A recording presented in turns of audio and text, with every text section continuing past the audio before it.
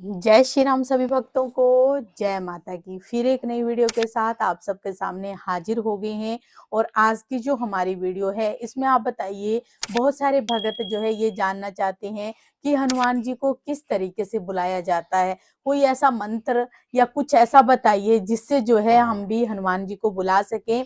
तो हमारे साथ अंत तक बने रहिए, तभी आपको सारी वीडियो समझ आती है। अगर वीडियो अच्छी लगती है तो लाइक करें, शेयर करें, कमेंट करें, और अगर चैनल पे पहली बार ही देख रहे हैं तो चैनल को भी जरूर सब्सक्राइब करें। साथ में बेल आइकन उसको प्रेस करें ताकि आने वाली हर एक वीडियो की नोटिफिकेशन सबसे पहले ही आपके फोन में पहुंच जाए। चलिए शुरू करते हैं आज की वीडियो। जय श्री राम।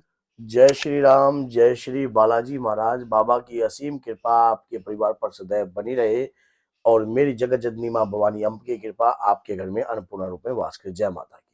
मन में इच्छा तो रहती है कि जब हम कोई पूजा याचना करें और अपने इष्ट के दर्शन करें, क्योंकि अगर एक दिन इस संसार को, क्योंकि ये बाबा का ही तो संसार है, इसको छोड़कर हमने जाना है और एक लक्ष्य मात्र उनके दर्शनों की कृपा हमें प्राप्त हो जाए। अगर उनके दर्शन हो जाएं तो ऐसा कौन सा दिव्य मंत्र है जब हम पूजा करें या कोई साधना कर रहे हैं, कोई तपस्या कर रहे हैं या कोई ऐसा अनुष्ठान कर रहे हैं जिसमें हम अपने बाबा को बुला सकें। वैसे तो हमारी हस्ती क्या है कि हम इतनी बड़ी ब्रह्मांड की शक्ति को बुला सके, लेकिन कुछ मंत्रों में परमात्मा की कृपा जो है वो छुपी हुई है और मंत्रों के अंदर दिव्य शक्ति प्राप्त होती है। मंत्रों में ही सब कुछ है। परमात्मा की कृपा को जागृत करने के लिए मंत्रों का सहारा लेना पड़ता है। अगर मंत्रों का सही अनुष्ठान हो, सही ज्ञान हो और उस मंत्र का सही तरीके से जाप हो तो आपके बाबा आपकी पूजा को स्वीकार भी करते हैं। वैसे तो कहते हैं कि हनुमान जी महाराज का एक ही दिव्य मंत्र है, ओम सीताराम।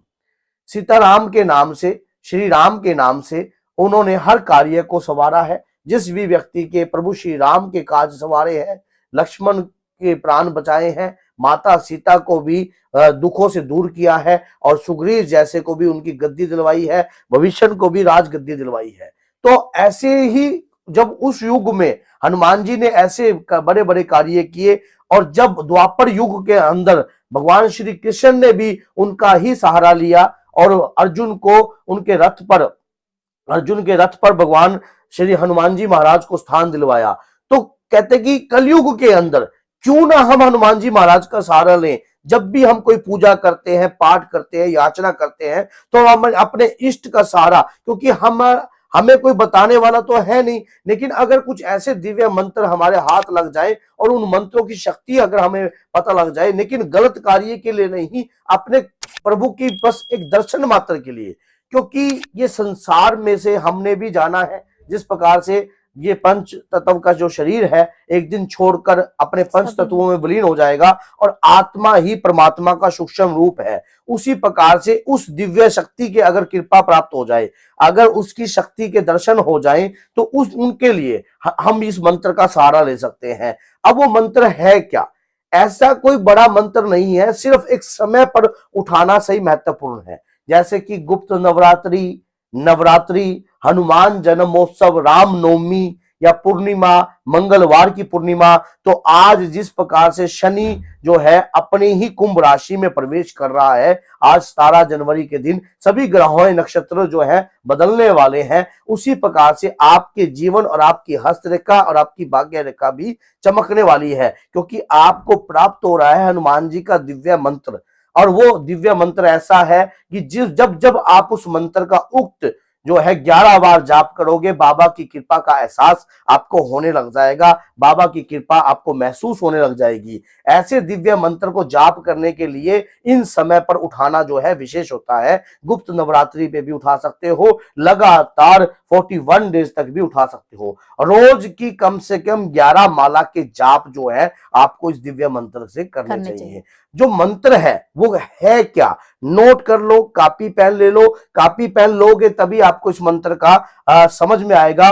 मंत्र है ओम एम ब्रीम हनुमते श्री सीताराम दूताय नमः। श्री राम दूताय नमः नहीं, सीताराम दूताय नमः। आपने श्री राम दूताय नहीं लगाना और श्री सीताराम दूताय नमः। अगर आप इस मंत्र को सिर्फ एक आगे मां का नाम लगा देते हो तो आपको मां की करुणा भी मिलेगी, साथ में आपके ऊपर दोनों हाथों से आशीष भी होगी और हनुमान जी को आना ही पड़ेगा आपकी रक्षा के लिए। आपके घर में कोई अनुष्ठान करते हो उसलिए, आप कोई साधना करते हो तो अपने इष्ट से अगर अपनी रक्षा भी चाहते हो तब भी आप इस दिव्य मंत्र का जाप कीजिए। इस मंत्र को अपने जीवन का आधार बना लीजिए। आप अपने जीवन में जितने भी कष्ट देख लिए हैं, अब बस उन कष्टों का यही समापन हो गया है। इस कष्ट से, कष्टदायक जीवन को मुक्ति प्राप्त करने के लिए, प्रभु के दर्शनों के लिए इस मंत्र का सहारा लीजिए। इस मंत्र की रोज 11 माला कीजिए। 11 माला रोज करोगे 41 डेज तक लगातार। जब आपकी 41 डेज तक ये 11 माला लगातार करते रहो, संख्या कोई लिमिट नहीं है, आप बस जाप करते रहिए। जब आपके 41 डेज हो जाए उस समय आपने पंचमेवा से इसका हवन करना है। कोई दशांश हवन नहीं करना है, सिर्फ एक माला का या 2 माला का आपने हवन करना है। ये आपके समर्थ के ऊपर होता है, आपके अटूट विश्वास के ऊपर होता है, आपके दृढ़ विश्वास के ऊपर होता है कि बाबा की शक्ति को आप कितना बुला सकते हो। क्योंकि कई आदमी हृदय से पुकार होती है तो प्रभु तक जरूर पहुंचती है। एक बार क्या हुआ, एक बार एक संत था, तो उन्होंने संत के आश्रय में कुछ श्रद्धालु गए, तो उन्होंने कहा कि जो श्रद्धालु थे उन्होंने कहा कि प्रभु हमें कोई दिव्य मंत्र दे दीजिए। तो उन्होंने कहा कि दिव्य मंत्र किस प्रकार का? कहते कोई भी एक ऐसा मंत्र दे दीजिए जिसको जानकर हम अपने भविष्य को बदल सके। कहते ठीक है। तो उन्होंने क्या करा, एक मंत्र दे दिया जैसे कि ओम नमः शिवाय। तो वो ओम नमः शिवाय क्या हुआ, उन्होंने शुरू में ओम लगाना भूल गए, नमः शिवाय नमः शिवाय नमः शिवाय का जाप करते रहे। तो पंचाक्षर मंत्र का जाप में जो ओम भूल गए और नमः शिवाय का जाप करते रहे। तो जब साधु महाराज आए कुछ वर्ष के बाद, तब देखा कि वो व्यक्ति जो थे, वो 3 व्यक्ति थे, लगातार मंत्रों का जाप कर रहे थे। तो साधु महाराज ने कहा कि आप खड़े हो जाइए, आप मंत्र को अशुद्ध पढ़ रहे हो। उन्होंने कहा कि मंत्र को अशुद्ध कैसे पढ़ रहे? आपने तो बताया था कि नमः शिवाय का जाप कीजिए। हमने कहा था कि ओम नमः शिवाय का जाप कीजिए। अब दोबारा फिर आपको कम से कम इतने वर्ष और लगाने पड़ेंगे, जब जाके आपके मंत्र सिद्ध हो जाएंगे। अब उसमें से किसी ने एक ने त्रुटि डाल दी, क्या कि मैं मंत्र भूल गया। अब क्या था, ओम लगाना था या श्री ओम लगाना था? तो वो कहते कि ओ साधु महाराज तो काफी दूर गए नहीं होंगे, नदी को पार कर रहे होंगे किश्ती में बैठकर, तो क्यों ना उनसे मिला जाए। तो वो तीनों के तीनों भाग लिए, और जब वो बीच दरिया के अंदर खड़े थे, तब वो जो व्यक्ति थे उनके पीछे जो भाग रहे थे वो पानी पे खड़े थे। अब पानी पे खड़े थे, उन्होंने कहा कि प्रभु ये बताइए कि ओम लगाना है या श्री ओम लगाना है मंत्र के आगे। उन्होंने कहा कि मंत्र तो अपनी जगह ठीक है, पर यह बताइए कि आपने ये दिव्य शक्ति कहां से प्राप्त करी जो पानी पे चलने की थी। अब उन्होंने देखा नीचे तो वो हैरान हो गए। प्रभु के प्रति जो भक्ति होती है वो शून्य रूप की होती है। मान लो उसमें अहंकार नहीं होना चाहिए, किसी प्रकार का घमंड नहीं होना चाहिए। आप क्या कर रहे हो, किस अपने इष्ट को मनाने के लिए, इस प्रकार की अगर आपके अंदर कोई भी किसी भी प्रकार का घमंड नहीं होगा तो आप अपने लक्ष्य तक अवश्य ही पहुंचोगे।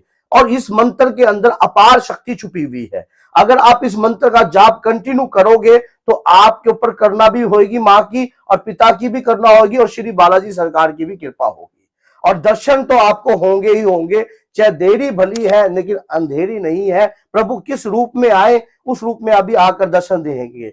जिस प्रकार से प्रभु श्री राम ने माता वैष्णो को दर्शन दिए थे कि अगर आप मुझे पहचान जाओगी तो मैं आपके साथ विवाह करने के लिए तैयार हो जाऊंगा, उसी प्रकार से अगर आप प्रभु की कृपा को पहचान जाओगे तो प्रभु की कृपा आपके साक्षात आपके साथ चलेगी और हर वक्त चलेगी। हर व्यक्ति पहचानेगा वही जिसके हृदय में राम है। तो बोलिए जय सिया राम, जय श्री बालाजी।